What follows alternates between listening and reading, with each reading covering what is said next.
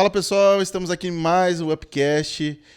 Hoje nós temos a honra de receber um grande amigo nosso. Mas antes de eu apresentar, talvez você já tenha visto aí na thumb, né? Mas antes de apresentar, se você ainda não se inscreveu no nosso canal ou ainda não segue a gente lá no Spotify, faz isso. Nós também temos o nosso Insta, nosso perfil lá no Insta, o Upcast, onde você pode estar vendo ali os cortes, pode estar seguindo a gente, alguns stories que a gente vai postando lá. E também interaja com a gente, faça esse podcast, tudo isso que nós estamos compartilhando aqui, essas experiências, que faça chegar a mais pessoas. E você pode fazer isso comentando, curtindo, compartilhando, interagindo em algum momento, em algum espaço dessa tela, para que mais pessoas possam ser tocadas, impactadas e para que a internet entenda que esse conteúdo é relevante. E sem demoras, hoje nós temos a honra de receber aqui no Upcast, nos estúdios da MV7, um amigo de ministério, um amigo que a igreja nos proporcionou caminhar. Hoje eu posso dizer, né, que nós temos a honra de caminhar juntos aí, fazemos alguns eventos juntos, e é uma pessoa inspiradora para o meu ministério, a vida da pastora Yandra. Estamos aqui também nos bastidores com a pastora Adris, o Lucas, também o Wesley. Então hoje é uma noite muito especial. Espero que você se sinta em casa com o pastor Natan, meu amigo. Tamo junto. Como é que tá? Boa noite. Primeiramente, agradecer pelo convite, estar junto com você aqui, Tiagão, sua esposa, seu ministério, Matheus, né, aqui nos estúdios da MV7, Vanessa, toda a galera, que Deus continue abençoando cada vez mais, minha esposa que está aqui junto, meu filho, Wesley, enfim, que Deus continue abençoando. Tava vendo aí, né, já começou a todo vapor, alguns vídeos já, hoje, né, perdão, que hoje? Hoje já tá rolando alguns na live aí. Sim. E tenho certeza que hoje com a Milena, né, se eu não me engano. Hoje estamos soltando a Milena. Então, e tenho certeza que Deus também tem algo para liberar sobre as nossas vidas nessa noite. Amém. Pastorzão, muitos podem te conhecer ali de coordenadoria de FIPAs do estado, ou de pastor auxiliar hoje na terceira IEQ, juntamente com a sua família, né? Toda a sua família. Mas eu gosto sempre de conhecer, nós gostamos sempre de perguntar como que foi o início aí do seu ministério. Seu pai sempre foi pastor, você cresceu nesse lar, sua família é toda pastoral. Queria que você compartilhasse um pouquinho com a gente nesse começo aí, e aí a gente vai desenrolando aí. Tem bastante pergunta. Tranquilo. Meu pai sempre foi pastor, né? Minha mãe, a minha avó era pastora em Santos, fundou a Igreja do Evangelho Quadrangular em Santos. Minha tia pastora, meu tio pastor, toda uma galera de pastores lá na nossa família. Mas eu nunca tive esse desejo na minha vida, porque a gente vê tudo que os pais, familiares passam, né? O ministério, ele não é fácil, né? O ministério, ele é difícil, algumas estações no ministério são complicadas, e quem mais sofre é quem tá do lado, né? Principalmente os filhos. Então eu não tinha esse desejo, tinha um desejo de ser jogador, né? Corri muito atrás disso, muito mesmo, desde sempre, né? Desde que eu me conheço por gente, sempre fui apaixonado pelo futebol, e aí eu comecei a correr atrás, desenvolver minha carreira. Com 10, 11 anos já estava correndo atrás, fazendo teste para um lado, para o outro, indo para alguns times. E a minha vida, nesse meio período aí de junior, né, vamos dizer assim, quadrangular de junior e adolescente, foi viajando bastante no estado de São Paulo, onde que nós morávamos, né, para cada hora estar num momento. Mas eu, em momento algum, imaginava desenvolver algo dentro da igreja, né? Sim. Ser líder de alguma coisa. Tanto é que minha vida toda, até os 19 anos, nunca assumi nada dentro da igreja, porque eu via como um peso, né? Não via como algo que Deus tinha para minha vida, mas só curti ali a igreja quando eu estava, mas nunca tive esse desejo de estar à frente. Seu pai, sua família teu pai sempre foi titular, não? Em Santos mesmo, você falou, né? Isso, meu pai era auxiliar da minha avó em Santos, e ele sentiu no coração um dia num seminário do Jerônimo, lá em Belo Horizonte. Sentiu no coração. Por isso que ele não é corintiano, gente. Meu Deus do céu. Ele sentiu no coração e ele pegou as coisas. Eu tinha acho que 1 aninho ou 2 que ele conta. E ele pegou a minha mãe, eles pediram a conta no serviço, em Santos. Eles eram auxiliar da minha avó. E eles pegaram e foram embora ser missionário. Ele ficou acho que 2 anos como missionário, e depois a primeira igreja que ele abriu foi em Serra Negra. Uma igreja do nada, abriu a tenda, tudo. E Deus honrou muito a vida dele lá. E lá ele começou o ministério dele. Mas ele era auxiliar, mas sentiu no coração de partir pro propósito que Deus tinha pra vida dele, né? E essas viagens, então, foi por causa do seu pai ministrando? Ou não porque você... por causa do futebol, essas coisas? Então, nossa vida ela é bem, vamos dizer assim, um pouco nômade, né? Cada hora tá no lugar. Eu nasci em Santos mesmo. Daí, quando eu nasci, deu 2 anos, meu pai foi para Belo Horizonte. Se eu não me engano, ele morou em Ipatinga um período. E daí depois nós fomos para Serra Negra. De Serra Negra, meu pai saiu de lá e ele foi para Araçatuba, um calor, né? Araçatuba é meia-noite e tá 40 graus em Araçatuba. Meu Deus. Tem que entrar na piscina de madrugada lá. Depois de Araçatuba foi para Guaíra. Daí de Guaíra a minha avó ficou doente em Santos. Ela foi diagnosticada com câncer. E daí meus pais tiveram que voltar para lá para assumir a igreja. E depois de Santos nós fomos para Votorantim, que foi o tempo que mais nós ficamos em algum lugar, que foi 10 anos em Votorantim. Depois viemos para Paranaguá. E de Paranaguá estamos aqui em Curitiba. Só que nesse meio período do meu pai, cada hora estar num lugar ministrando, enfim, à frente de uma igreja, no período que eu estava em Votorantim, né, que foi o período da minha adolescência, foi o período que eu mais fiquei em outras cidades, né, porque eu estava jogando bola, então foi esse período. Os períodos anteriores eu estava com 8, 7 anos, então foi depois dos 11 lá que nós já estávamos em Votorantim, e daí eu comecei a cada hora estar num lado, numa cidade, em um estado, para correr atrás desse sonho, né? Então, foi basicamente em Votorantim mesmo que... E Votorantim marcou minha vida, né? Lá eu conheci minha esposa, na época minha namorada, ela tinha 13 anos, eu tinha 15. Nós estamos juntos aí desde 2010. Então, Votorantim tem muita história boa também para contar que marcou a nossa história, né? Então, ali depois que você foi para Votorantim, que você foi atrás mais desse sonho. Queria que você compartilhasse. Eu sei que tem muito adolescente, muito boleiro que segue a gente aí. Fala, meu Deus, por que ele abandonou? Como é que foi? Então você treinava muito, queria correr atrás desse sonho. Sim. E como é que foi isso? Eu tinha no meu coração, né, de ser jogador. E, cara, eu passei por vários times, vários lugares. E eu lembro, para resumir um pouco, né, essa história, eu lembro que quando ela é bem espiritual, né? Porque meu pai ele tem um propósito de 12 dias, sempre no início do ano, que é um propósito que começou com o nosso líder, pastor Jefferson. Então nós fazemos 12 dias de clamor para 12 meses de vitória.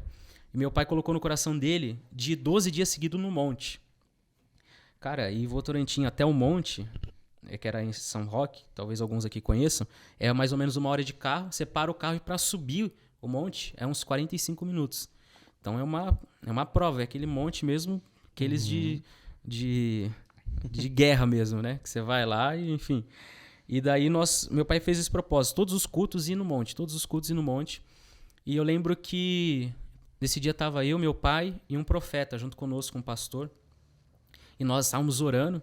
E eu já estava com 18 anos na época, tinha acabado de sair de um time, estava procurando um outro e esperando uma ligação, que algo acontecesse. Eu lembro que o profeta olhou assim para mim e disse: Natan, Deus está mandando você trazer sua chuteira aqui amanhã. Eu lembro até hoje, era o dia 6 de janeiro e ele falou: traga no dia 7 amanhã essa chuteira que nós vamos orar. Eu lembro que eu fui todo esperançoso, né? Cheguei lá no dia 7, no dia seguinte, eu, meu pai e ele. Eu apresentei minha chuteira pro pastor, pro profeta. Pensei que ele ia só ungir, que ele ia orar. De repente, eu fui para um outro lado orar, meu pai foi pro outro. E quando eu olho, o profeta tá lá, cavando um buraco em cima do monte. Cavando um buraco. E eu falei, meu Deus do céu, o que esse cara tá fazendo? Cavando um buraco. Daí nós reunimos nós 3 de novo. Daí ele falou assim: Natan, Deus tá mandando eu enterrar essa chuteira aqui no Monte Saboó, em São Roque.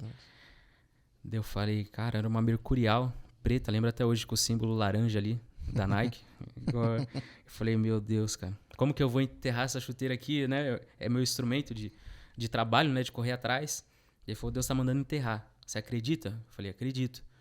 Ele foi lá, colocou a chuteira, e daí ele foi jogando a terra, e nós oramos ali.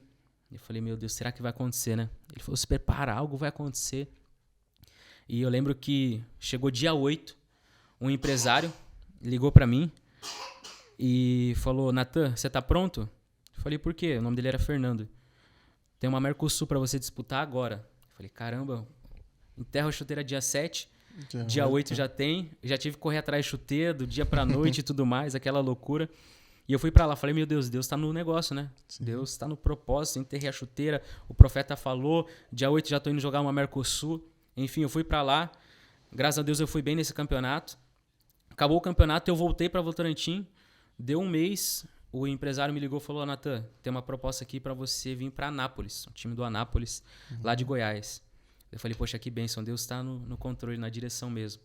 E esse foi o último time que eu atuei. Eu fui pra lá, e quando eu cheguei lá, tinha alguns jogadores famosos que já jogaram em times grandes, né? Alguns estavam em fim de carreira, estavam lá.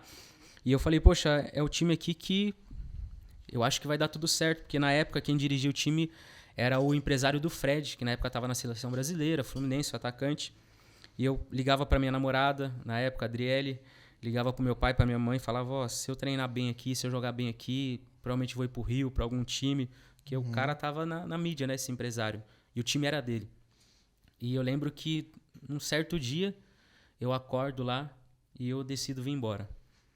E, cara, até hoje eu não consigo, assim, de ter tomado essa decisão, né? Porque foi algo que eu sempre sonhei na minha vida, né? Sim. E quem é boleiro aí, a galera que tá sonhando, né?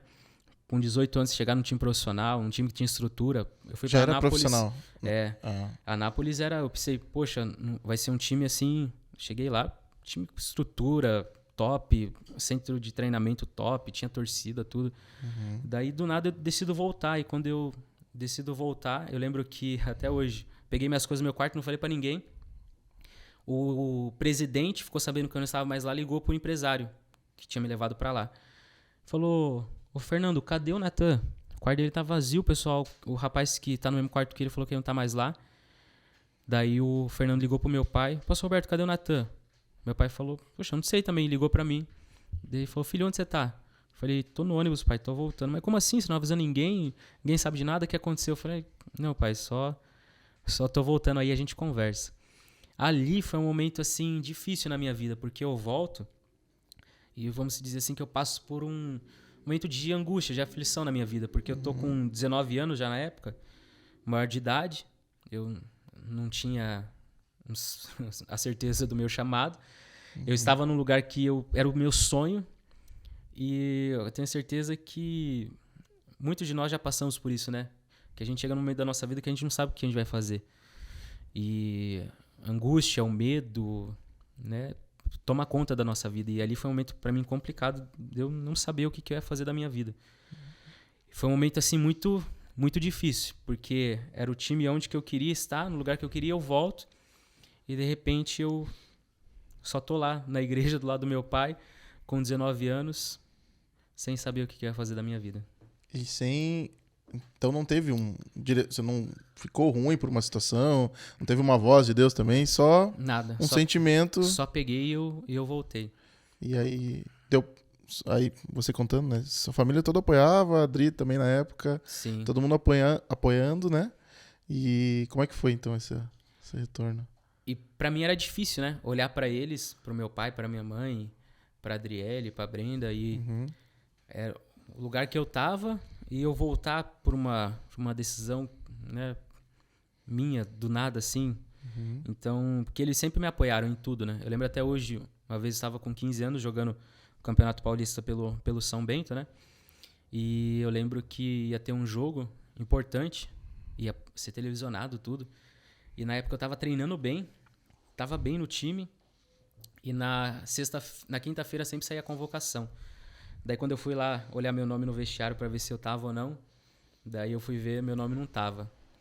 Daí o São Bento é de Sorocaba, né? Na época nós estávamos morando em Votorantim do lado. Meu pai foi me buscar no treino, e daí eu entrei no carro meio que chorando, né? Porque eu, com 14, 15 anos ali na época, daí eu lembro que meu pai falou assim: filho, você não precisa provar nada para ninguém. O simples fato de você ser o meu filho já é tudo o que você precisa. O pai te ama, a mãe te ama, tá aqui para apoiar você em tudo. Não queira provar nada para os outros, você já é especial, você já é o nosso filho amado. Aquilo lá me matou, lembro até hoje. Meu pai tava com um Fiat Ideia e nós andando ali com o carro na General Carneiro, voltando para casa, em Sorocaba. E ele falou aquilo veio e trouxe paz ali pra minha vida ali na hora. Mas meu pai sempre esteve do meu lado, minha mãe sempre esteve do meu lado apoiando. Sempre, em vários momentos, agora falando aqui, você vai lembrando de lugares, de situações que você estava. Meu pai e minha mãe fizeram de tudo mesmo. E pra mim foi muito difícil, né? Voltar, porque sempre fizeram de tudo e eu decidi voltar por uma situação. Não ouvi voz de ninguém, não aconteceu nada, eu realmente decidi voltar, vim pra casa, enfim. E hoje você entende que foi direcionamento de Deus. Foi. Aquele enterrado, a chuteira no monte, realmente não era o propósito. Você entende assim, né? Engraçado que teve a Convenção Nacional de Pastores agora em julho, e eu encontrei o profeta ali, ele estava lá na convenção, ele mora em São Paulo hoje. E ele me encontrou, viu meu filho, minha esposa, meu pai, e ele se emocionou na hora. Ele falou: Natan, rapaz do céu, você lembra que a gente enterrou aquela chuteira e a gente não entendia o propósito? Porque no outro dia você foi para um time, no outro dia te ligaram. Eu falei: verdade, pastor. Aquele momento foi um dos momentos cruciais ali da minha vida que eu enterro, no outro momento chega. É que às vezes a gente acha que os sinais que Deus está mostrando são sinais que nós olhamos e nós queremos que seja... esse sinal aqui é o que eu quero, Senhor, se você fizer desse jeito, é porque vai ser dessa minha vontade. Mas não é da minha vontade, não é da vontade do Thiago, é da vontade de Deus sobre a nossa vida. E a gente fica pensando, se acontecer isso, tá hora, é que Deus está no negócio desse sonho meu e vai dar certo. Mas, na verdade, os sonhos e os planos de Deus são bem maiores, né? Do que o que a gente pensa, do que a gente imagina, como diz a palavra de Deus. Mas nós, como seres humanos, temos sentimento, nós queremos que o nosso sonho naquele momento dê certo, né? E não é bem dessa forma. Então eu fiquei bem mal ali quando eu voltei. Porque eu não sabia o que ia fazer. Fiquei me perguntando se eu faço faculdade de educação física, se eu fazia direito, o que eu fazia da minha vida, porque tava sem nessa fazer época nada. não era pastor ainda, 18, 19 anos. E aí teve um boom ali em algum momento que decidiu... Então, daí até é engraçado que eu sempre corri atrás, né? E do sonho. E todo mundo, quando faz 18 anos, quer tirar a carta, né? Então, com 18 anos, eu não estava em casa, né? Eu estava correndo atrás do meu sonho. Então, eu vou correr atrás de tirar uma carta depois dos 19 anos, com 20 ali quase, para correr atrás disso, né? E eu lembro que nós estávamos no grupo de jovens lá na nossa igreja, em Votorantim. E, inclusive, que loucura, cara. Acho que ela até vai ver esse vídeo hoje. A Gisele era a nossa líder de jovens lá. E hoje ela está aqui, no Ministério Infantil da nossa igreja. Que loucura. Caraca. A Gisele era a nossa líder de jovens e ela fez um trabalho excepcional lá na nossa igreja. E, de repente, ela teve uma proposta de emprego, se eu não me engano, para ir para São Paulo. E daí ela sai de lá, de Votorantim, avisa, sempre foi muito amiga da minha mãe, próxima da nossa família. Ela vai e nós ficamos sem o líder de jovens, né? E eu lembro que, na época, nós sempre em casa, nós tomávamos café ali, 6 horas da tarde. Eu, meu pai, minha mãe, minha irmã. E a gente tava tomando café ali. Daí meu pai começou a conversar, bater papo e falou: estamos sem líder de jovens, né? Como que nós vamos fazer? Como toda a família pastoral, né? Quem é filho de pastor sabe que a maioria das coisas da igreja são decididas na mesa de casa, né? Então, na mesa de casa, no carro, em algum lugar. E nós estávamos ali juntos. E daí meu pai perguntando: o que você acha de fulano? Falei: não sei. Daí minha mãe: ciclano. Daí eu falei um nome. E foi indo. Minha irmã falou outro. Cada um foi falando um nome. Daí meu pai parou tudo e falou assim: Natan, você que vai ser o líder de jovens da nossa igreja. Daí eu falei: pai, pelo amor de Deus, eu sou teu filho, né? Filho de pastor geralmente é meio zoado, né? Aqui no Paraná não são tanto, né? Mas enfim, São Paulo, eu era de lá e... Enfim, eu não tinha tido um encontro ainda com Deus. Eu falava como que eu ia conseguir, né? E eu lembro que ele olhou pra mim assim, bem nos meus olhos e falou: filho, presta atenção, a unção que está na tua vida vai fazer a diferença. Daí eu olhei pra ele assim: a unção que está na minha vida, filho, preste atenção nisso, nunca se esqueça. A unção que está sobre a tua vida vai fazer a diferença. E pra mim, ele falou aquilo lá, entrou no meu coração, eu assumi, enfim... A gente começou ali o trabalho, foi pra frente ali. Na época nós tínhamos acho que uns 50 jovens na nossa igreja, 60. E fui indo junto com a galera lá, desenvolvendo. Fazia faz chocolate, faz pastel. Na verdade, eu não sabia muito, estava começando o ITQ. E, aliás, o início do ITQ eu fiz muita distância. Minha esposa que me ajudou muito, porque eu estava nos times jogando. E ela ia me auxiliando, né, me dando uma força. Mas eu fui, não lembro até hoje, a minha primeira pregação foi 10 minutos de pregação, nervoso, suando, tremendo. Durou bastante até. Acho que a minha teve menos, pô. Com medo ali, até hoje, né? Quando nós vamos pregar, até aqui, né? Com vocês aqui, você, o Matheus, o Wesley, a Adriele já ficou nervoso já. Mas quando nós vamos falar da palavra de Deus, tem um temor que nunca pode ser tirado isso da nossa vida, né? Quando nós perdemos esse temor, acho que a gente perde tudo na nossa vida. E a gente começou esse trabalho com jovens lá. E a gente tinha um sonho de ter uns 100 jovens, sabe? Como todo líder de jovens, ser como um bom líder de jovens. Você está há quanto tempo já lá de líder? Não, trabalhando, né, com adolescente jovem. Em Campinas, 5 anos, indo para 5 anos. Mas já tá passando os 10 quase, né? 10. Por aí, eu também comecei com uns 19, né? Com 20 que eu tava. Tô com 28 hoje. Então tá quase chegando nos 10 anos aí de líder, né? E a gente tinha o sonho de crescer e tal. E eu lembro que meu pai falava assim, Natan, você tem que ir pra Belém pra ver o trabalho do Lorival de Célula, você tem que ir pra lá. Daí não dava certo, ele falou assim, vai fazer o seguinte, você vai então pra Pós de Calda com o pessoal, ver o trabalho da pastora Mel e do pastor Paulinho de Célula, que eles têm jogos mortais e não sei o quê.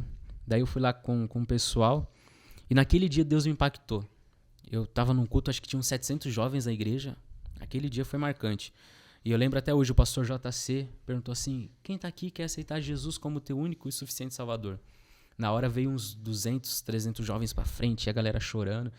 E eu lembro até hoje que eu estava naquela igreja, eu ajoelhei e eu comecei a chorar. E eu falei, Deus, eu quero ter essa experiência um dia na minha vida.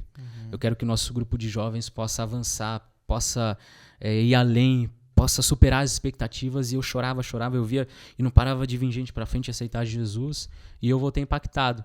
Só que nós fomos pra lá com uma equipe de 20 pessoas, e nossa realidade era 50, 60 jovens, né? Quando que nós íamos ter uma realidade assim, né?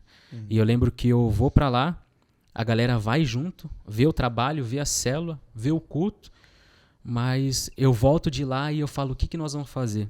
E eu lembro que meus pais tiveram uma direção, falaram assim, Natan, para com o culto de sábado e começa as células. Daí o pessoal ficou louco da vida, né?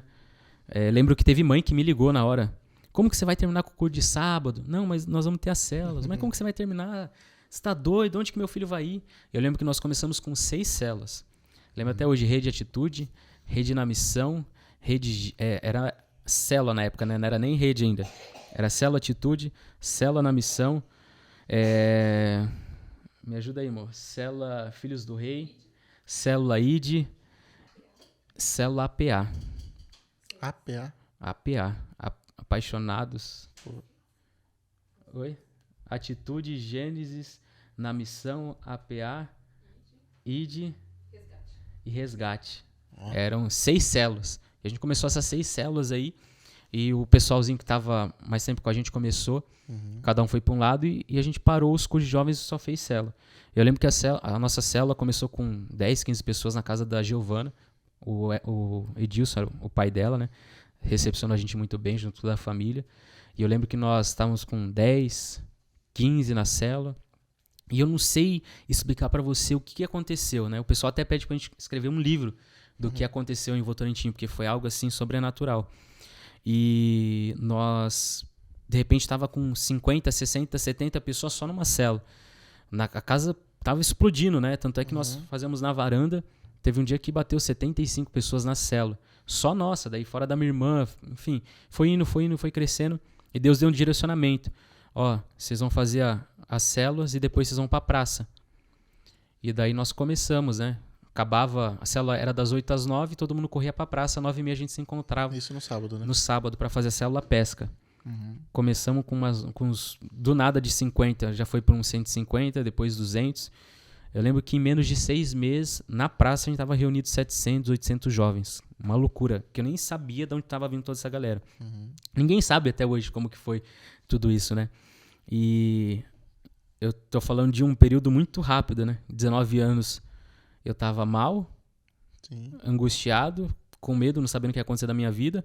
Com 20 anos eu tenho um encontro com Deus em Poços de Caldas, que muda a minha história, eu decido viver aquilo, decido abrir mão de tudo, e Deus começa a mandar os peixes para a nossa rede, né? E começa a vir muitos peixes e a gente não consegue nem dar conta de tanto peixe que estava vindo. E eu lembro que essas 6 células viraram redes, né? Então, a minha rede chegou com 35 células, a rede da minha irmã com 32 células.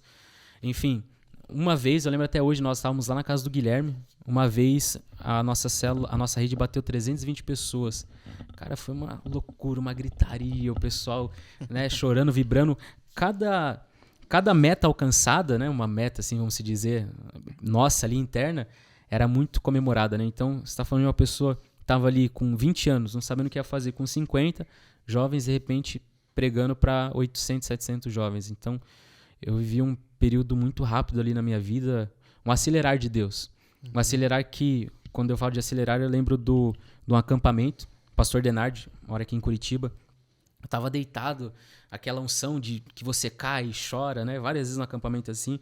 E eu deitado e o pastor Denardi veio batendo assim na minha perna e batia, acelera, Deus, acelera. São momentos marcantes assim na nossa vida, né? Que nós lembramos, acelera. E eu, Deus, acho que algo está acontecendo, né?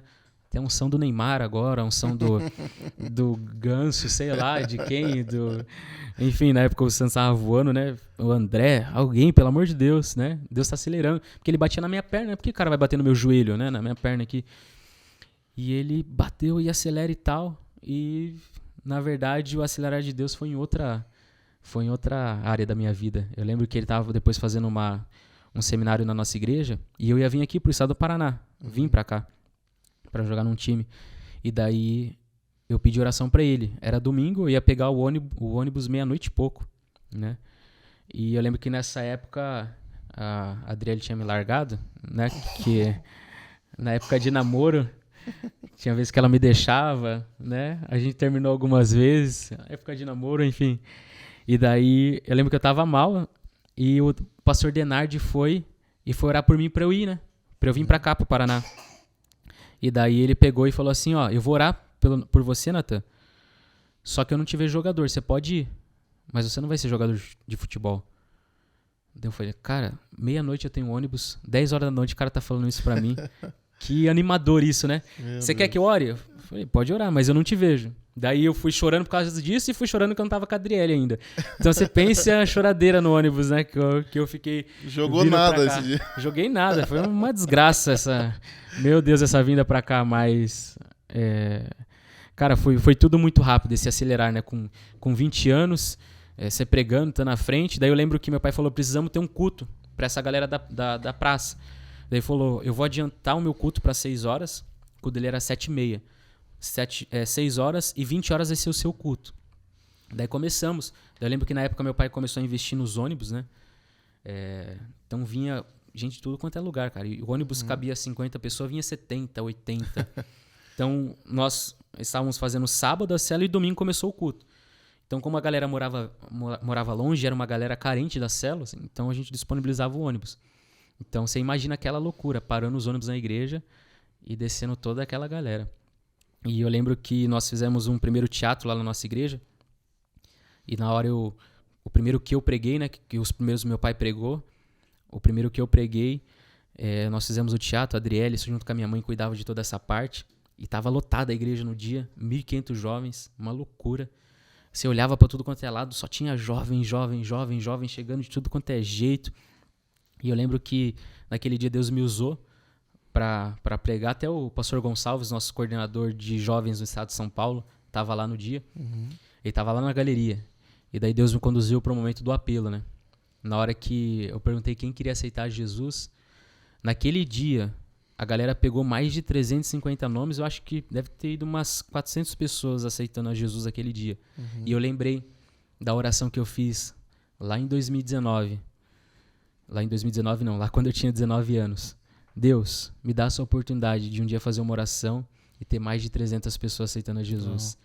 E daí esse dia, cara, foi marcante. Eu chorava e eu lembrava desse dia.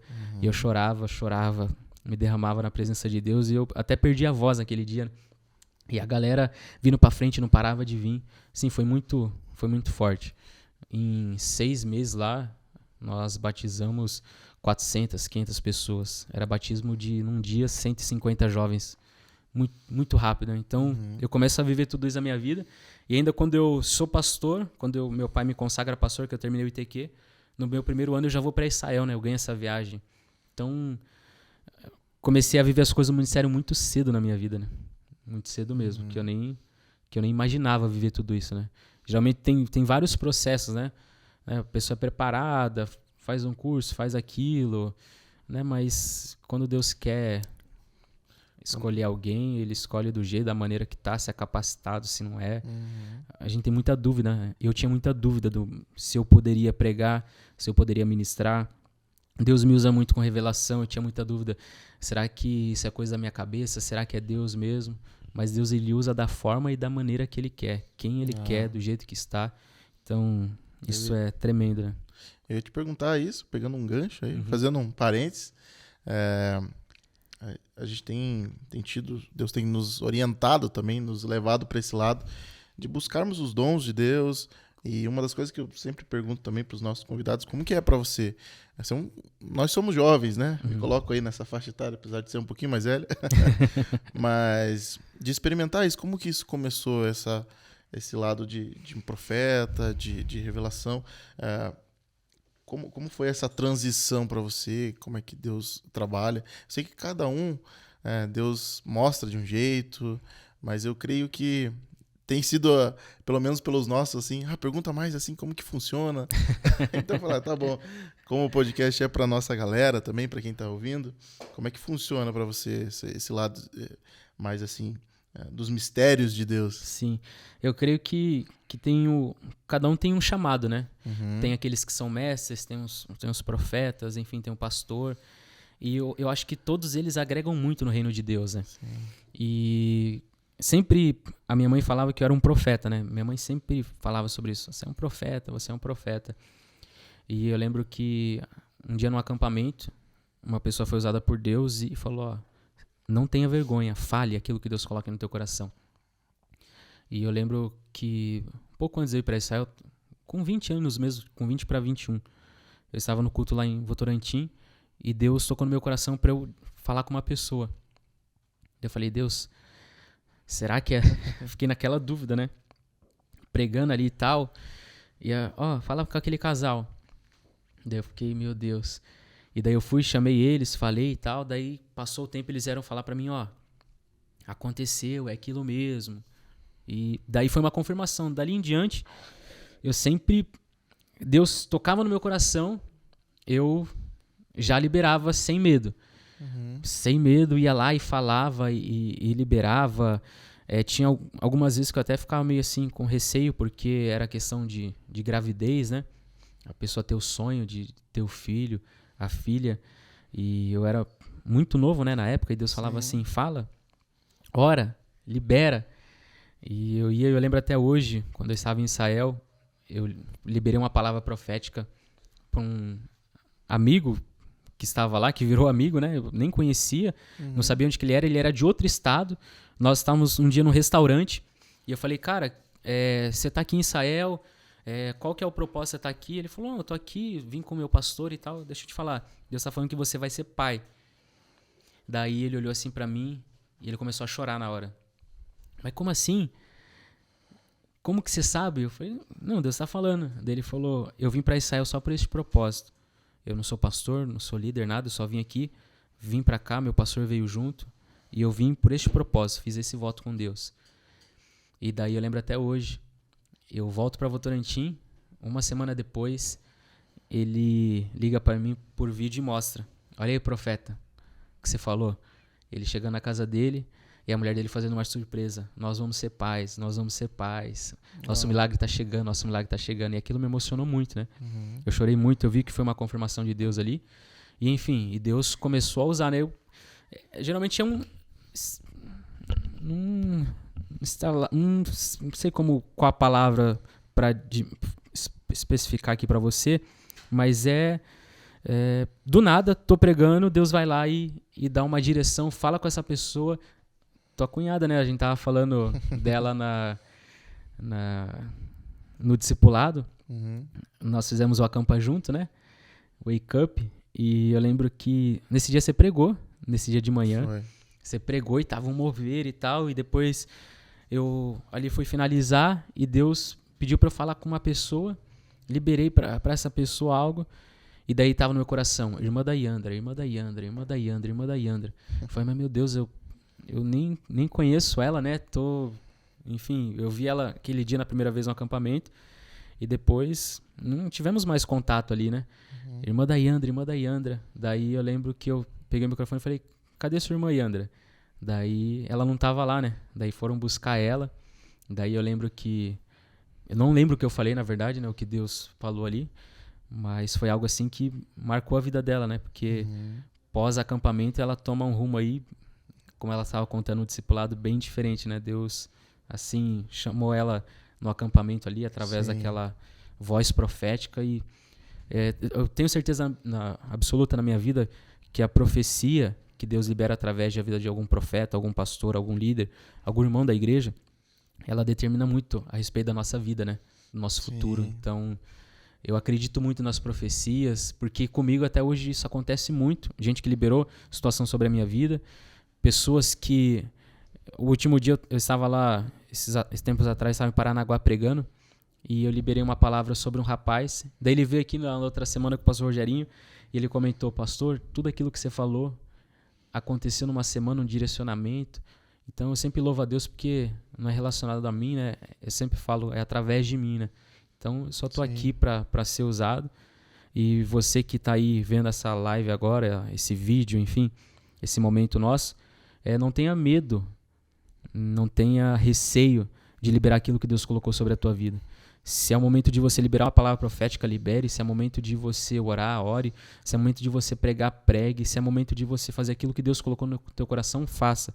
Independente das tuas condições, independente se você... tem um estudo, se você tem uma capacidade, Deus, ele escolhe as pessoas que muitas vezes, para os olhos humanos, essas pessoas, elas são improváveis, mas para os olhos de Deus, elas são prováveis para que o milagre aconteça através da vida dela. Só se coloque na posição, porque o milagre é Deus quem faz através da nossa vida, né? É legal você falar sobre isso, ministro, para nós aqui nessa noite, porque... às vezes a gente tá num ambiente de sobrenatural, a gente ora muitas vezes pedindo, Senhor, me dá direcionamento, Senhor, o que eu vou fazer? E aí vem esses pequenos insights, digamos assim, e eu tenho experimentado muito isso também. Num tempo de monte, eu já contei aqui, o Senhor falou assim, estou te liberando como... te levantando, na verdade, como palavra de sabedoria e tal. E no momento eu não entendi. Falei, não, né? Sou quieto na minha. Tenho muito temor do Senhor no meu coração. Falei, meu Deus.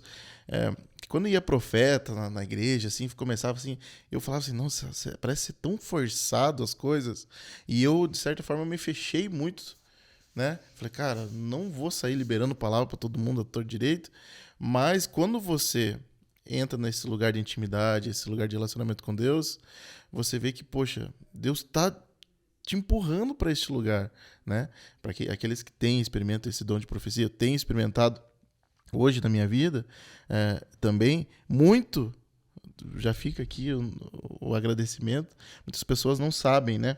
Então, acho que é a primeira vez que eu vou falar isso, mas através de um direcionamento de Deus, se você está andando com pessoas com profetas, e você tem esse chamado, logo você vai estar exercendo isso. Sim. Então, o que eu comecei a ouvir? Comecei a andar com você, comecei a andar com grandes homens de Deus que são reverentes, e eu comecei a ouvir muito isso. Poxa, se Deus já me liberou uma palavra no passado, o que eu tenho que fazer? Eu tenho que começar a buscar isso, né? Como que é?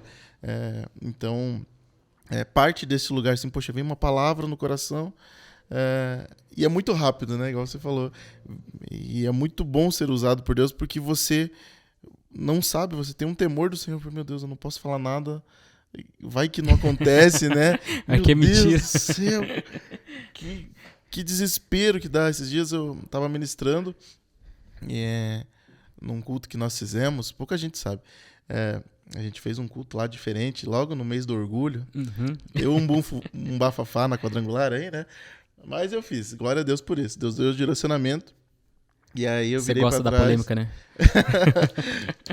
Eu virei pra trás, minha esposa ministrando um louvor, eu falei, Deus tá tocando no meu coração pra chamar algumas pessoas aqui pra frente. Um tipo de pessoas bem específico. E aí ela, vai, se Deus tá mandando. Eita! E foi, assim, um mover de Deus aquele dia que eu não tinha experimentado, porque eu falei assim, meu Deus, eu não sei nem como falar, mas Deus tava pedindo pra mim, pra chamar essas pessoas. E foi um direcionamento, né, de Deus ali, que é só você experimentando a primeira vez, sentindo, né? É sobrenatural, né? Sim. Eu não sei, a Adriele vai me ajudar aí. Eu acho que eu profetizei por mulheres que não podiam ter filhos, já foram quantas? Muitos. Não, que eu sei depois que teve que nós vamos nos lugares, porque ela falou esse número, porque nós vamos nos lugares e Deus me usa, mas depois eu não tenho mais o contato, né? Sim. Mas de perto, acho que foi mais de 10, né? De perto aí, umas 20, juntando o Votorantim, Paranaguá. Deus, ele... e fora pessoas que às vezes vêm, e daí depois a gente acaba tendo contato, né? O Votorantim acabou isso. Muita gente de treinamento, pra ver como é que era as células, que a gente começou a dar treinamento de célula, né? Então vinha gente em tudo quanto é lugar. Uma vez veio 3 ônibus do Rio pra ficar na nossa igreja no final de semana, só pra ver como é que era o movimento. Então, foi bastante, você pensar assim, 20 mulheres que Deus te usou pra profetizar sobre a vida delas. E como você falou, eu sempre tive esse receio, até hoje eu tenho, né? Sim. Você tem muito temor, porque você tá falando ali com o sentimento da pessoa, né? Então, eu já vi profetas, né, que às vezes em alguma situação fala algo e às vezes acaba ferindo, né, o coração da pessoa, né? Tem que ter muito cuidado ali da forma que vai falar, esse temor de Deus, sentir mesmo essa direção, porque não é fácil. Você fala de um futuro que tá para acontecer, né? O profeta Bruno, a gente trouxe aqui também, ele falou justamente isso. Quando o profeta ele não está baseado na palavra de Deus, ele acaba virando um bruxo, porque ele tem da parte de Deus essa liberação, né? Esse conhecimento das coisas sobrenaturais. Então, mas quando ele está fora da fonte, né? Por um momento, por emoção, às vezes, né? O cara tá ali na empolgação, né?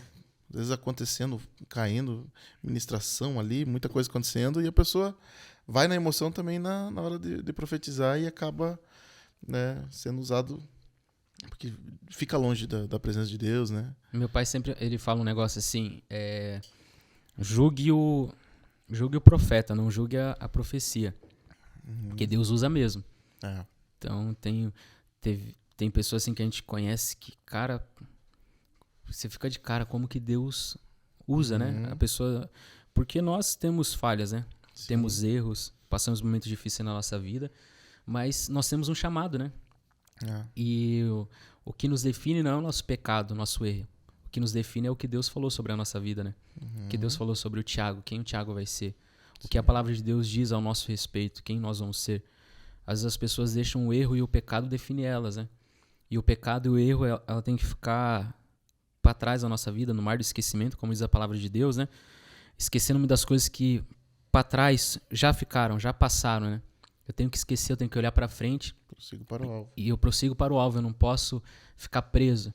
Às vezes as pessoas têm um grande chamado, eu conheço, cara, a gente passou, viu gente que tem ministério, tudo, e às vezes a pessoa para no ministério por causa de um pecado, por causa de um erro.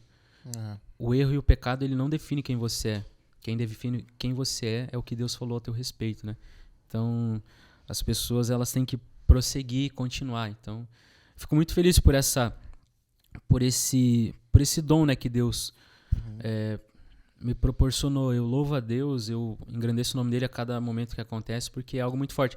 O dos jovens, né, do Congresso Estadual, aquele vídeo é muito forte, tá no meu Instagram lá. Cara, não sei, quase 3 mil jovens aquele dia. E Deus pede para apontar para um menino que estava lá em cima, lá na arquibancada. E eu chamo aquele, você que tá aí e tal. E Deus, parecia que só tinha aquele menino no meio de 3 mil. Vem aqui, desce aqui agora. E o cara vem, desce. E eu não lembro o que eu falei pro cara. Tá até no vídeo. Daí eu lembro que o pessoal começou a comentar e tal, daí de repente apareceu o comentário da esposa dele, tá até fixado até hoje. Que tudo aquilo que eu falei, ele tinha comentado com ela e coisas que aconteceram, então eu fiquei, poxa, eu lembro até hoje, né? Sempre quando eu vou em algum lugar pregar, em algum congresso, em algum culto, em algum lugar, quinta-feira na nossa igreja, sábado, Deus, se tiver alguém que o Senhor queira falar de uma forma especial, me usa. Me usa, Pai, que eu possa ser voz profética, falar tudo aquilo que o Senhor tem para falar, não o que eu quero falar. Mas é loucura, né? Aquele dia foi loucura, aquele dia no congresso lá foi doideira. Amém. E conhecendo um pouquinho mais aqui, então vocês saíram de Votorantim nesse auge, né, que estava 700, 800 pessoas no culto de jovens, por um direcionamento de Deus também. Isso. Sair de uma igreja já estabelecida. Vocês eram sede região? Sim. Já era, né? Superintendente. E aí, Paranaguá. Meu pai sempre teve um sonho de ser pastor em Paranaguá, cara. Sério mesmo? Sério. Por incrível que pareça. Eu lembro, eu acho que da primeira agenda do seu pai antes de assumir, foi um momento bem delicado da nossa família. Ali com... ter que fazer um culto fúnebre de uma pastora da região, né? No caso, era nossa avó, pastora Nadir, uma mulher de Deus com qual eu sou pastor hoje por causa de ver o amor que ela tinha pelas almas. E vocês chegaram nesse ambiente, primeiro ali, culto fúnebre de seu pai, né? Igreja. Como é que foi essa mudança? Pegar uma igreja ali, uma igreja forte também, que é a primeira de Paranaguá. Eu lembro que foi um momento assim, de sair de Votorantim para ir para lá, foi um momento, uma estação diferente que nós estávamos passando, né?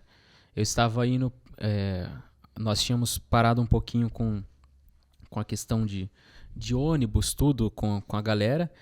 Então daí nós tínhamos freado um pouquinho, porque era tipo 5, 6 mil reais por domingo para os ônibus. Então a gente chegou num ponto assim que a gente não estava conseguindo manter mais. Então a estrutura dos jovens ela acabou cedendo um pouco, né?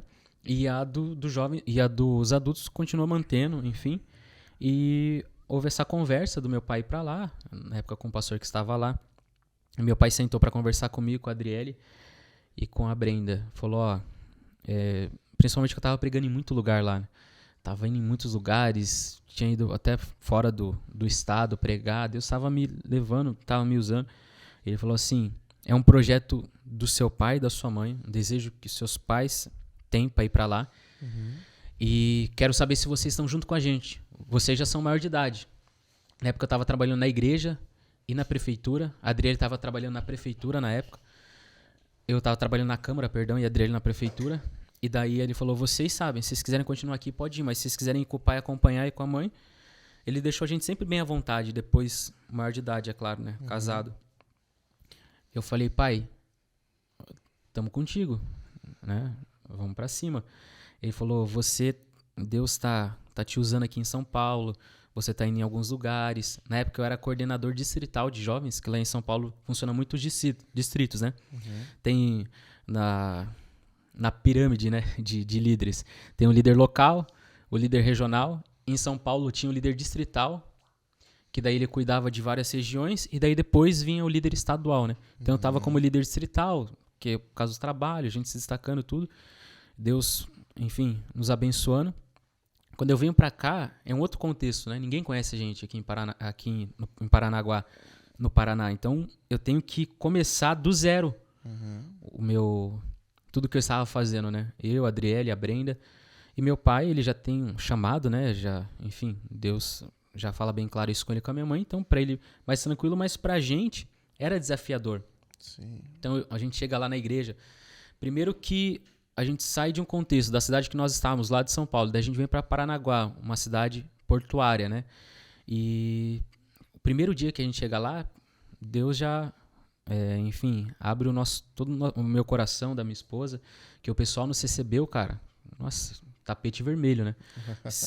A gente chegou, lembro até hoje lá na igreja, a Valdelice falou assim, vocês não vão entrar, fica aí, na sala do pastor. Daí, mas que vai ficar aí e tal, ninguém entendeu, daí a gente ficou na sala, daí, agora vocês podem vir. A igreja lotada, Daí anunciaram, vamos receber com muito carinho o pastor Roberto, a pastora Janete, toda a família. Daí nós fomos entrando pelo meio da igreja, o pessoal aplaudindo, né? E quando a gente ficou lá na frente, o pessoal orou pela gente. Enfim, recebemos um amor muito grande lá. A galera, Parnanguara, você conhece bem. Enfim, tem uma característica diferente, né? Sim. Eles são bem de estar junto, de estar próximo. Então, aquilo pra gente fez uma diferença enorme, né? No primeiro dia já é teu melhor amigo. Já chama pelo nome. Nossa. Já brinca com as crianças. Já. Lemarde e por aí vai. E come na casa de um, vai na casa de outro. E, enfim, toda aquela loucura que Paranaguá é, né? E Paranaguá foi muito importante no ministério, porque em Votorantim eu era só pastor de jovens, né? Uhum. Às vezes, meu pai, ele dava liberdade para eu pegar na quarta-feira, lá na nossa igreja em Votorantim. Mas quando a gente chega em Paranaguá, meu pai fala assim, você vai assumir a terça-feira e o sábado. Então começa a acontecer uma transição na minha vida, de pastor de jovens para pastor de um culto, né, que tem jovem, adolescente, homem, mulher, melhor idade. E acontece uma transição ali que Deus estava moldando, né? Então, eu tenho que mudar as mensagens, não é mensagem só para jovem, não é mensagem só para adolescente, é a mensagem para uma família. Então, os cultos de terça-feira, Deus começou a fazer algo assim sobrenatural. Eu lembro que começou a crescer. Para você ter uma noção, teve um dia que nós batemos quase, se não me engano, foi 280 ou 300 pessoas no culto de terça, no meio da pandemia, né? A galera tudo de máscara, tudo, e cara, foi muito assim forte o que aconteceu na terça-feira, né? Até falando de profecia, o Wesley que tá aqui, eu lembro um dia, ele sempre foi marrento assim, o jeitão dele, né? Mas a gente boa, ele tocando violão lá, e Deus falou, ó, libera uma palavra pra esse cara aí. E eu fiquei meio assim, né, se não liberava ou não, que ele todo marrentão desse jeito. E Deus foi lá e liberou, e eu lembro que a gente ali chorou junto, e depois Deus confirmou, né, as palavras. Ele falou pra mim, ó, tudo que você falou aqui, um pastor um tempo atrás veio e falou pra mim, a confirmação de Deus. Então eu começo a desenvolver o dom da profecia e ser pastor no culto de terça-feira em Paranaguá, que é o culto de oração. Um culto propício para isso, no assunto que você estava falando, né? Um momento de mover, de adoração. Então é algo ali que vai acontecendo. E Deus vai dando graça ali, tanto na terça quanto no sábado. No sábado foi um tempo depois, porque o Guilherme estava à frente dos jovens lá. E daí ele decide assumir uma igreja. Daí eu lembro que eu assumi os jovens, chegou a pandemia.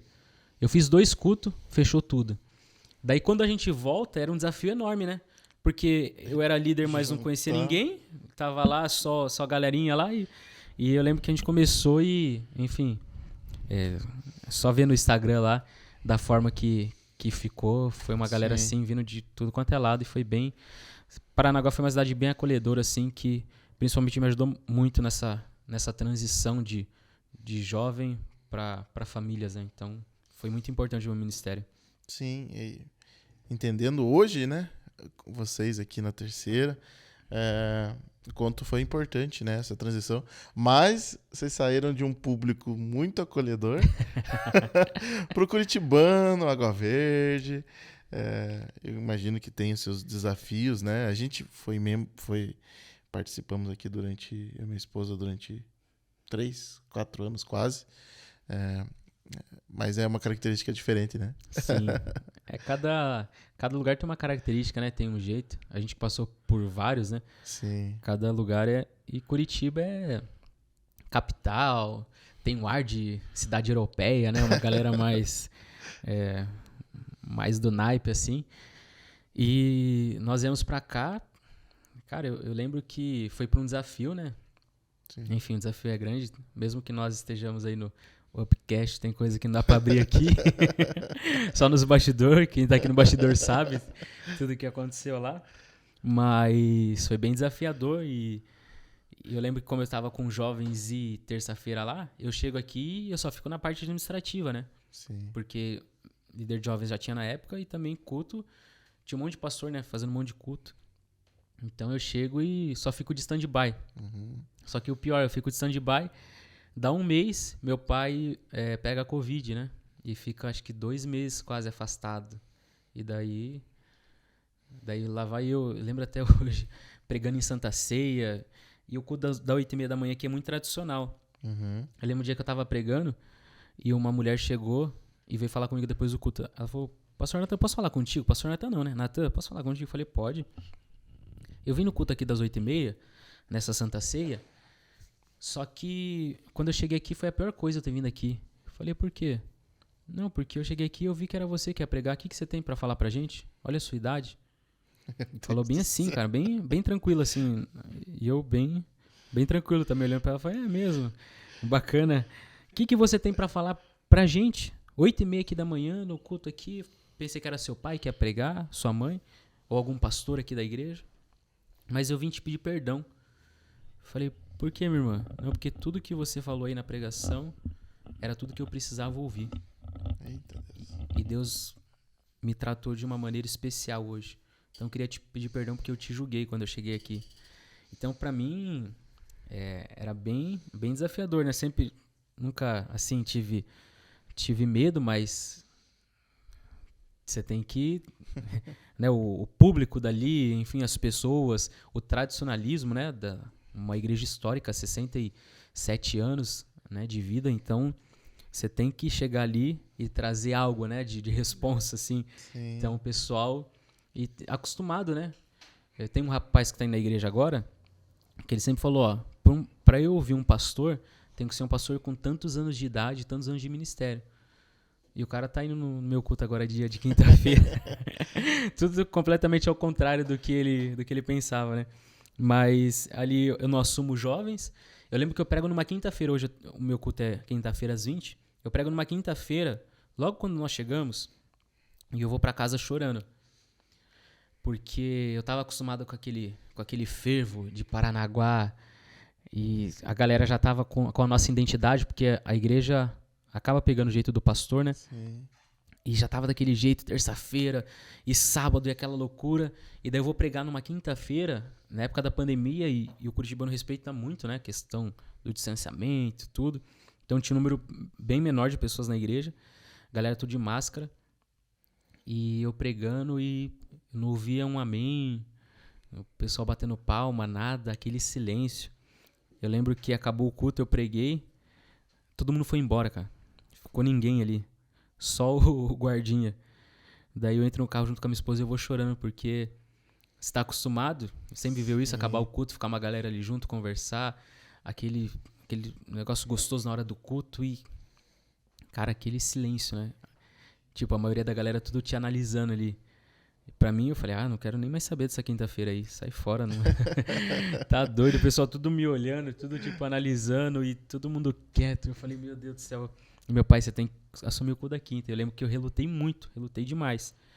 Daí, tanto é que depois de um certo tempo, eu decido assumir a quinta-feira, dar um start ali na minha vida.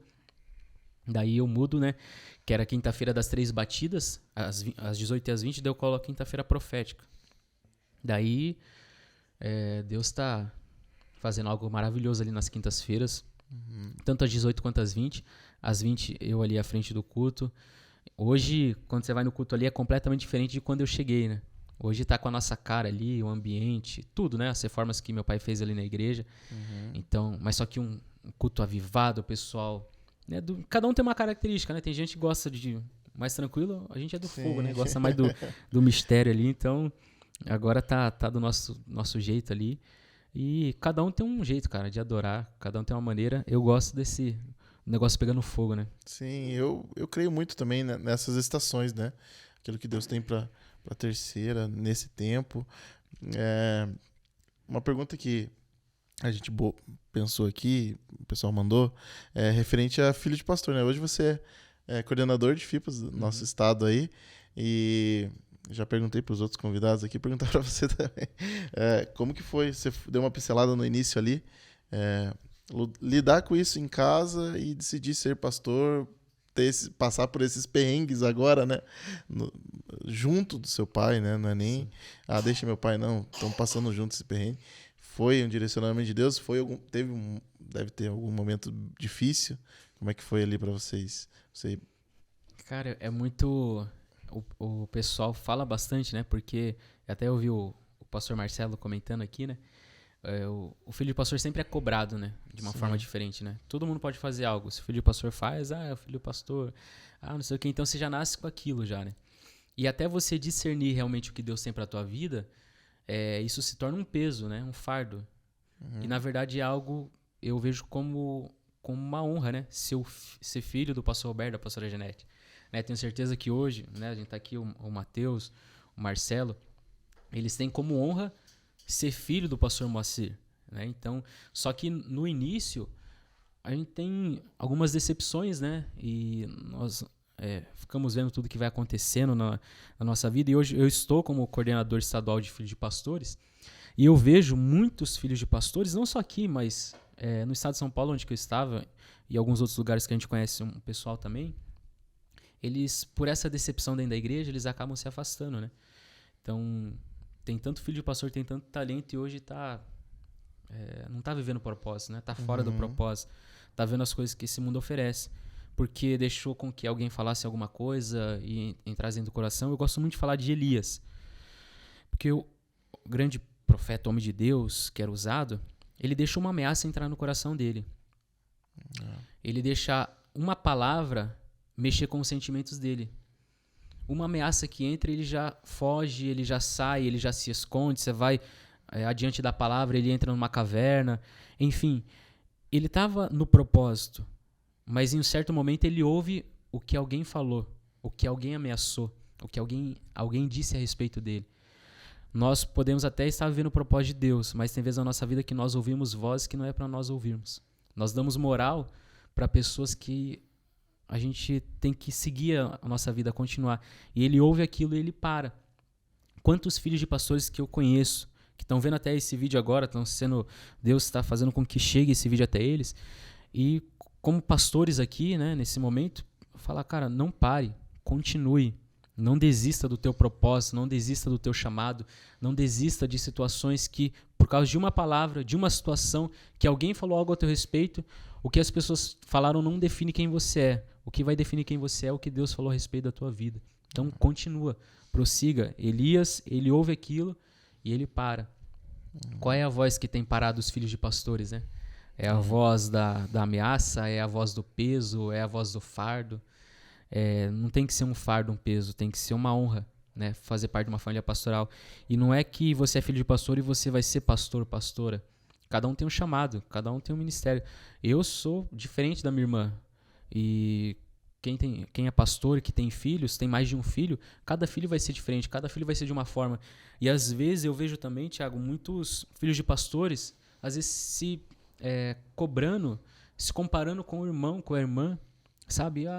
Meu irmão já conseguiu algo no ministério, meu irmão já desenvolveu, meu irmão já é líder de alguma coisa, eu ainda não consegui, qual que é o meu chamado? Cada um de nós temos um tempo de Deus sobre a nossa vida. Cada um de nós temos um chamado, um propósito específico. Cada um de nós temos um caminho que nós temos que trilhar. Se a gente parar para ficar analisando fulano, ciclano, ou até mesmo pessoas de perto, familiares, por que fulano foi, por que fulano chegou primeiro, por que aconteceu isso com tal pessoa, nós paramos no meio do caminho. Nós não podemos, a comparação ela mata, né? E às vezes filhos de pastores comparam com o outro. Um dia um pastor, não aqui do nosso contexto, veio e falou comigo assim, poxa, meu filho e tal, o que está acontecendo? Daí eu fui falar com ele, daí ele falou, meu pai fica cobrando muito, ele quer que eu seja igual o filho de fulano de tal.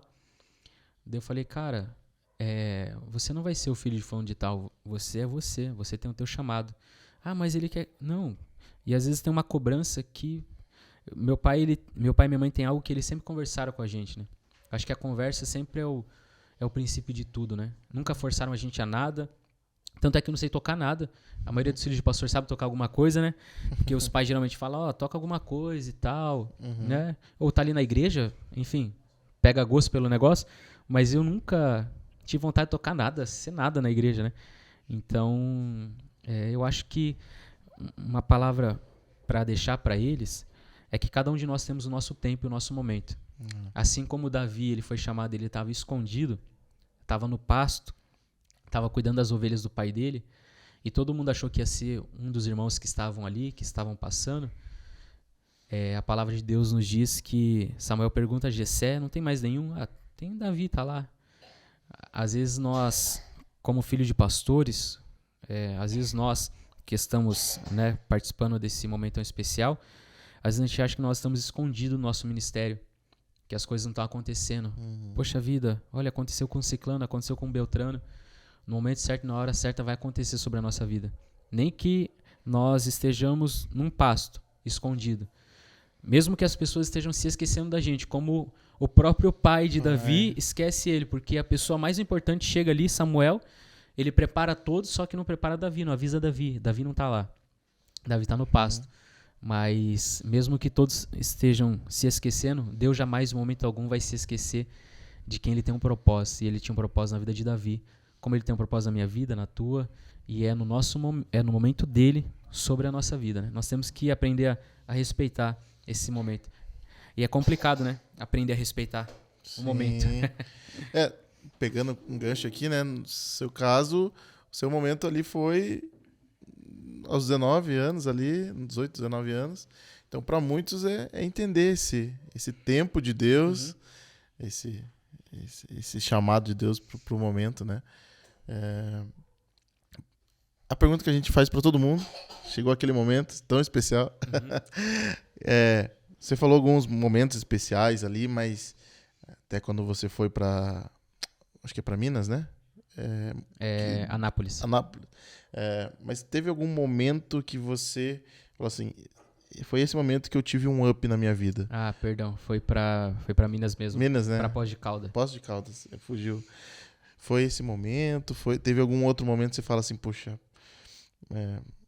foi marcante, não esqueço, meu ministério foi ali que virou ali eu tive um upgrade. Como eu falei pra você, teve vários momentos assim que é um quebra-cabeça, né? Que foi se formando para que Deus pudesse confirmar algo sobre a minha vida. Mas o real momento assim que eu sinto que houve uma virada de chave foi no dia que nós estávamos sentados em casa e meu pai fala que eu ia assumir o grupo de jovens, mesmo eu não querendo, não tendo essa vontade, mas ele fala para mim, a unção que está na tua vida vai fazer a diferença. Quando ele libera essa palavra sobre a minha vida, meu pai, meu líder espiritual, falando, existe uma unção de Deus sobre a tua vida, existe algo que vai fazer a diferença. Aquilo, eu depois passei por vários processos, várias situações, várias profecias, só que o meu pai, o meu líder, ele libera aquela palavra junto com a minha mãe na mesa, né? Porque o nosso Deus é um Deus de mesa, né? Um Deus que trata na mesa. Por isso que hoje o inimigo ele tem tentado tanto acabar com as mesas nas famílias, né? Na hora do jantar, na hora do almoço, na hora do café. A mesa é o momento que a gente olha um no rosto do outro, a gente para, que a gente conversa, que Deus trata, que Deus fala. E eu lembro que meu pai sentou à mesa, eu de frente com ele, ele fala assim, você vai assumir, e a unção que está na tua vida vai fazer a diferença. Essa palavra, cara, eu recebi com 19 anos, hoje eu estou com 28, já vai para quase 10 anos, e em todo lugar que eu vou e eu conto meu testemunho, eu falo sobre isso. E tenha certeza, você que está vendo que chegou esse vídeo para você de algum jeito, de alguma forma, a unção de Deus que está sobre a tua vida, ela vai fazer a diferença. Mas que unção é essa? Você vai descobrir. Você que ainda não teve o discernimento, você que ainda não experimentou, você vai ter o teu momento. Apenas confie, espere no Senhor, que o mais Ele fará através da tua vida. Mas essa unção, que é tudo que nós precisamos, essa unção que muda a vida de Obed-Edom, essa unção que muda a vida de Pedro depois que ele tem aquele encontro, essa unção que nós não podemos desperdiçar ela sobre a nossa vida, né? Essa unção é a que faz total diferença, a unção de Deus. E eu tenho certeza que quando nós temos a plena certeza e a convicção daquilo que Ele nos chamou, o ministério ele vai sendo desenvolvido dia após dia, sem peso, sem fardo, mas você entendendo que você está no lugar certo, na hora certa, no momento certo, e as coisas vão acontecendo no seu devido tempo, né? E pergunta que eu fiz pro Renan, fazer para você. Quase ali, jogadores, né? Tem um momento assim que você, dificuldade no ministério, você olhou para trás e assim, puxa, se eu tivesse seguido, né? Claro que no futebol é mais não chama mais atenção, Aham. mas eu acho que tem muitas pessoas que nos ouvem, nos assistem, que falam assim, poxa, talvez se eu tivesse escolhido tal faculdade ao invés de eu estaria num lugar totalmente diferente. Se eu tivesse casado com fulano lá, que eu... Mas como que foi? Como que você trata isso? Tipo... Teve um momento muito, muito marcante que eu tinha assumido os jovens, não tinha ido para Pós de Calda ainda, então nós fazíamos o culto na garagem da igreja. Uhum. E daí eu recebi uma ligação para eu disputar um campeonato num time que ia ter visibilidade e poderia me ajudar a me tornar o jogador, né? Uhum. E eu lembro que me ligaram, eu falei com meu pai, falei com a Adriele, falei com a minha mãe. E eu lembro que eu mesmo decidi não ir, né, junto com eles, porque eu entendi o porquê Deus tinha me chamado, porquê Deus tinha me tirado de Anápolis. Só que ia ser algo bom pra mim, mas eu achei que eu não deveria ir, que eu tinha que continuar aquilo que Deus colocou no meu coração. Uhum. E eu lembro que eu tomo aquela decisão, continuo, porque às vezes nós somos provados, né, em algumas situações da nossa vida. E eu estava engrenando ali no mistério e chegou essa situação. E você falando disso, depois que eu saí desse meio, Deus falou para mim que eu ia continuar nesse meio, né? Que daí eu comecei com as células em Sorocaba, do time do Magnus, do Falcão. Vim para Paranaguá, acabei conhecendo alguns jogadores ali. E depois, quando eu cheguei aqui em Curitiba, também um pouquinho mais difícil, mas também a gente teve acesso e faz célula hoje com o pessoalzinho do Atlético Paranaense. E Deus começou a me usar nesse meio, enfim, com pessoas. E eu sempre vivo esse meio ali, mas eu nunca tive esse arrependimento, porque eu entendi o que Deus tinha pra minha vida. Mas sempre ali, talvez por questão financeira, você vê tudo que tá acontecendo, você vê um jogador meia boca aí que ganha uma nota, e você fica pensando, e esses dias veio uma profeta de Deus, uma pastora ali da igreja, eu lembro até hoje, estava no intervalo dos cultos ali, das 8h30 para das 11h30, e daí a pastora me parou na escada ali, perto dos banheiros, falou, pastor Nathan, posso liberar uma palavra para você? Eu falei, pode. Com todo o respeito, que você é profeta, eu te vejo. Meu Deus, Deus colocou algo no meu coração faz tempo já para te falar, eu tenho medo de falar para você. Eu falei, que isso, pastora? Eu te vejo como uma referência aqui na igreja. Ela falou, Deus manda te dizer para você não olhar para trás, para ser aquilo que você queria ser. E talvez você fique até pensando pela condição financeira. E se eu tivesse sido jogador, se tivesse acontecido tal coisa? Ela falou com essas palavras que você acabou de falar, ali na escada da igreja. Ela falou assim, Deus pede para você não se apegar a isso, porque nada vai te faltar. Ele tem preparado algo muito melhor sobre a tua vida. Você está no lugar certo, no momento certo, e o que você deixou para trás, o que você renunciou, Deus, ele vai te abençoar. E na hora ali foi muito forte ali para mim, eu até me emocionei na hora, falei com a Adriele, e ela liberou umas outras palavras, mas em particular, né? Mas ela falou com essas palavras, não se apegue ao que você poderia ter sido. Você é aquilo que Deus quer sobre a tua vida. Então foi muito forte ali para mim, e, enfim, segue o barco, né? Segue o jogo, não tem que ficar olhando para trás, não. Eu acredito muito nisso. Que nós temos opções, escolhas, né? Que vão definir, claro, nosso futuro. Mas quando a gente tem certeza do nosso chamado, em primeiro lugar, certeza do nosso propósito, isso nos dá segurança. Talvez se a gente não, né, você não tivesse segurança do teu chamado, propósito, que Deus te usa e tal, talvez olhar para trás e falar, poxa, é ponto de interrogação, né? E isso vale para todos que estão nos ouvindo, né? Talvez, poxa, não aconteceu, poderia estar muito bem financeiramente, mas quando a gente tem certeza do nosso chamado, isso fica em segundo plano, terceiro plano, porque a verdadeira prosperidade vem do Senhor, né? Sim. A verdadeira prosperidade é viver no tempo dele, né? O maná certinho.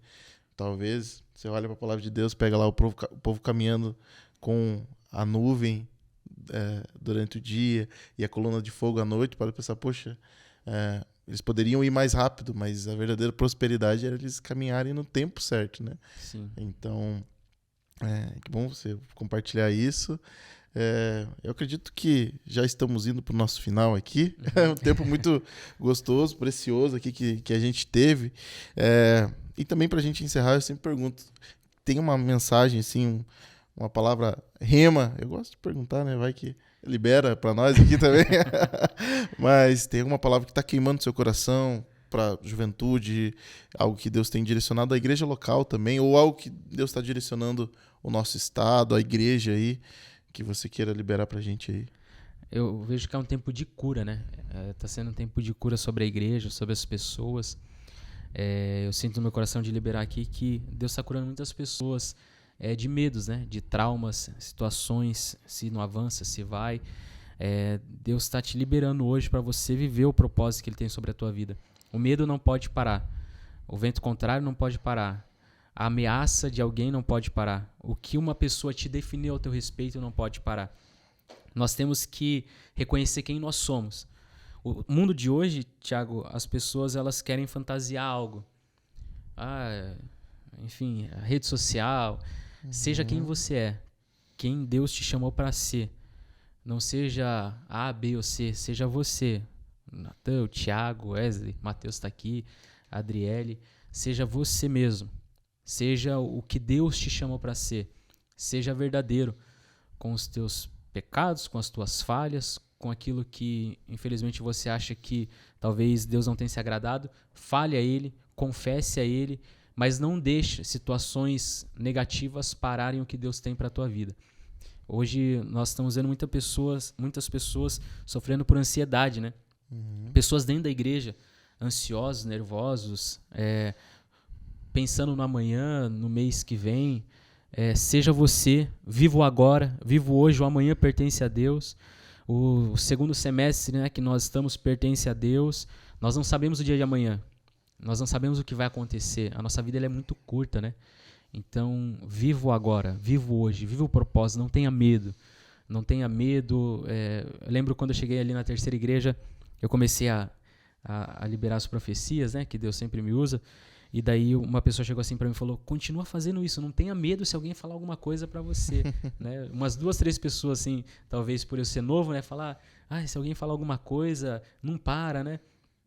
Mas não tenha medo, não deixe essas vozes negativas parar você. É momento de avançar, né? Prosseguir para o alvo, como foi a convenção nossa de pastores.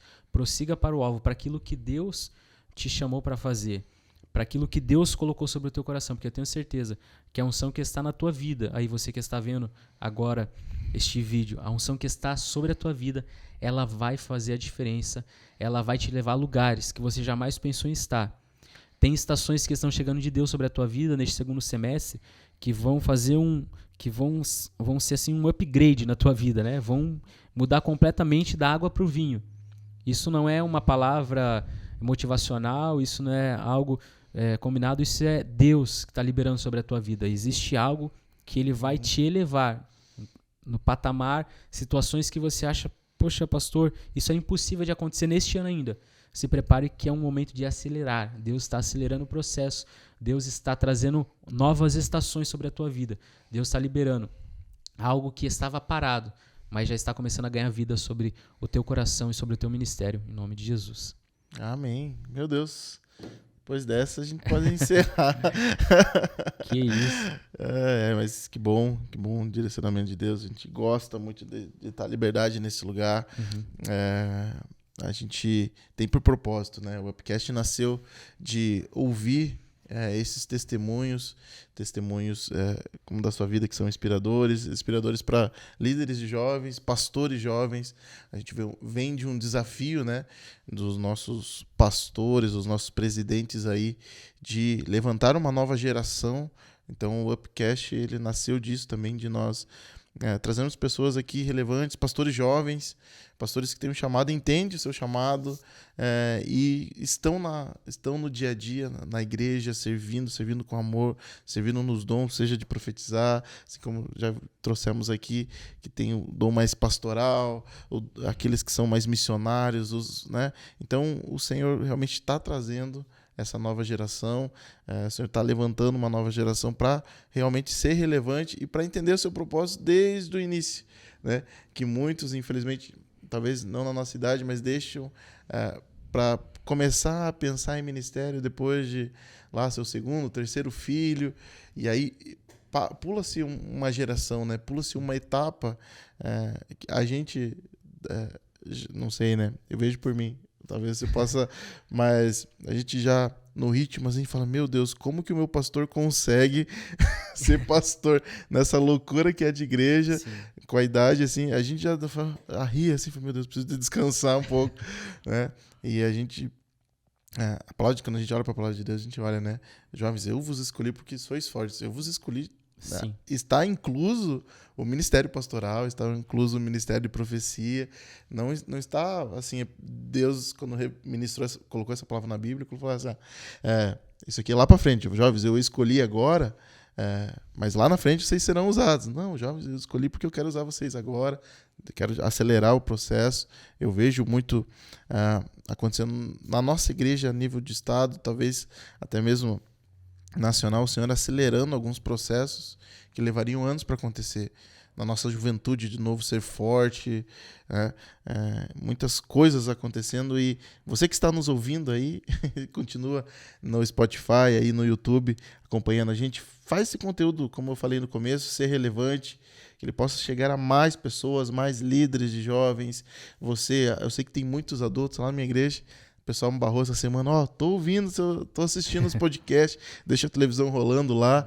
Você também, homem, mulher que está nos ouvindo, de todas as faixas etárias, Deus tem um chamado, um propósito para a sua vida. Comenta aqui embaixo se esse podcast falou com você, esse tempo de mesa com o pastor Natan falou com você. E se você pode fazer parte disso, você que tem algum recurso, você que quer nos abençoar, nós estamos à procura de parceiros para que esse propósito realmente aconteça. Você sabe, né? Tudo é tão caro hoje em dia, em um investimento. Nós estamos aqui no estúdio da MV7 numa parceria com o Matheus e com a Vani, que não está nos custando nada, mas nós queremos honrar eles, nós queremos investir mais em câmeras, em microfones, trazer aqui, talvez você esteja vendo, poxa, só é o pastor Thiago apresentando. Nós estamos montando toda a estrutura para que nós possamos fazer em 2, 3 pessoas aqui. Eu creio que nas próximas semanas a gente faça isso, mas você pode ser usado por Deus para nos abençoar também. Então nos procurem em algum lugar dessa tela aqui, chama a gente no Instagram, me procura no meu Instagram pessoal, procura o pessoal da MV7. Você que deseja também gravar seu podcast aqui, você pode estar fazendo. Olha só que cenário top, é um ambiente do Senhor. Tem até um chocolatinho aí, né? Você viu? Tem uns negocinho aleluiado, diferente. Você pode fazer isso também. Você que deseja dar um upgrade na sua rede social, o Matheus e a Vani fazem toda essa assessoria nas suas mídias sociais, aí, na sua empresa. Enfim, você pode gravar seu vídeo, seu podcast, seu corte, pode gravar receita, faz qualquer coisa.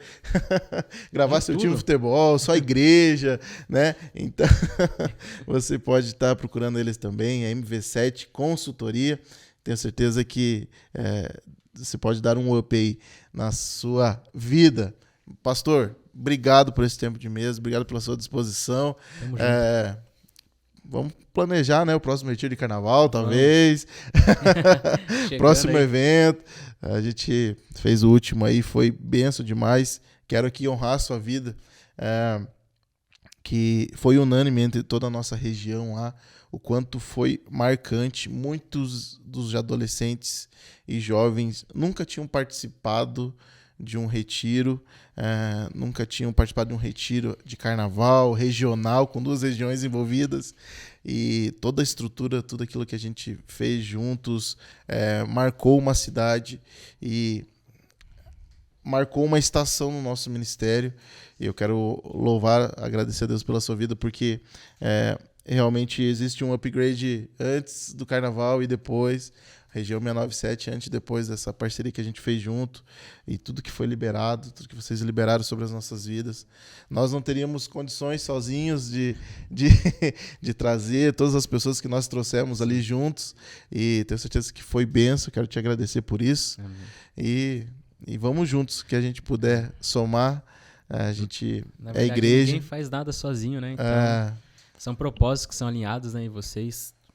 Como você falou, A gente fez tudo junto ali, você junto com a sua esposa, com toda a galera, Matheus, Vanessa ali, tiveram nos ajudando.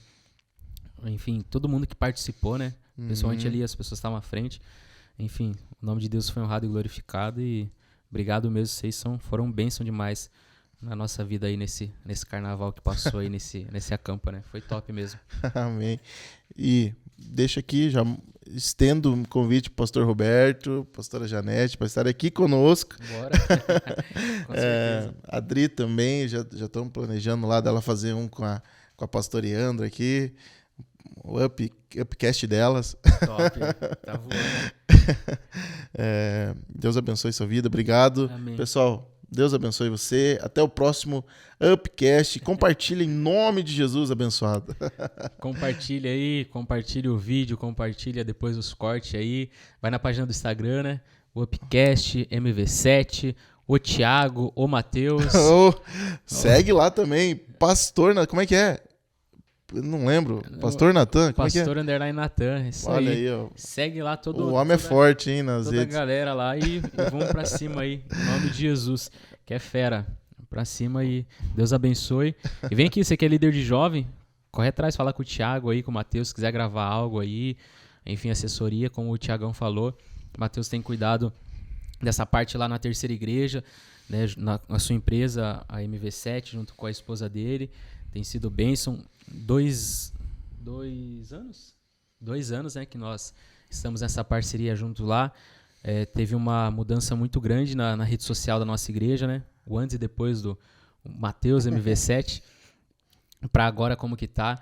Então, fica aqui também o nosso agradecimento e também que muitos líderes jovens, né, veem esse vídeo, enfim, pastores, você que precisa dar um upgrade aí, corra atrás. Tenho certeza que vai ser bem sobre o teu ministério, porque hoje a rede social é tudo, né?